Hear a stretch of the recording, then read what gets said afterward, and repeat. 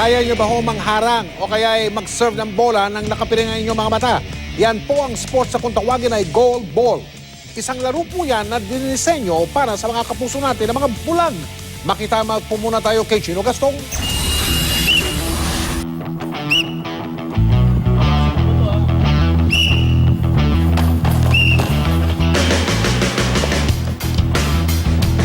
Malakas at mabilis na pag-serve ng bola para makapuntos. Nakakamanghang mga dive para pigilan ang bolang pumasok sa net. Ganyan laruin ang goal ball.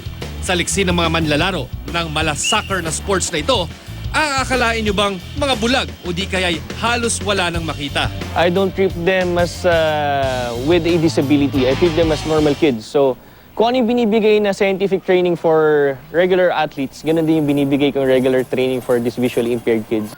Espesyal ang bolang gamit. May noise bell sa loob para may tunog kapag sineserve.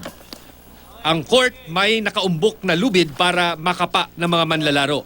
At dahil halo ang mga partial at totally blind sa goal ball, ang mga manlalaro nakapiring. Nung una po, nahirapan po ako siyempre. Ganun po, naka-blindfold.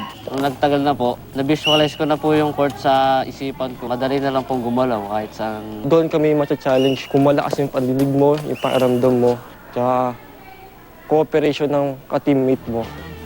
Sa darating na palarong pambansa, sila ang magiging kinatawa ng NCR. Doon po namin mapapatunayan siguro na pwede din pala yung mga blind na maglaro ng sports.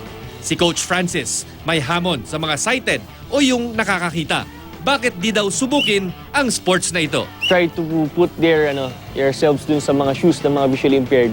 Be inspired. Let them, ito mga bata na maging inspiration para sa buhay niya. Chino Gaston, Nakatutok, 24 Oras.